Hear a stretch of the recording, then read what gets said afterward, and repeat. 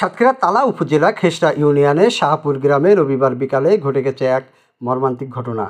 হরিহার গ্রামের বাসিন্দা মৃত মাওলানা আলিমুদ্দিন গাজীর ছেলে শাহপুর মাদ্রাসার শিক্ষক শরীফুল গাজীর নিজ শিক্ষা প্রতিষ্ঠানের সামনে নির্মম হামলার শিকার হন।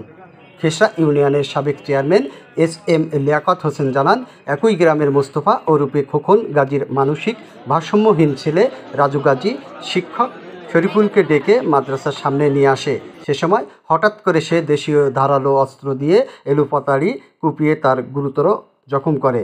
ঘটনাস্থলে মৃত্যু হয় শিক্ষক শরীফুলের। তার চিৎকারে স্থানীয়রা ছুটে এসে ঘাতক রাজুকে আটক করে গণপিটুনি দেয়। এতে ঘটনাস্থলে তারও মৃত্যু হয়।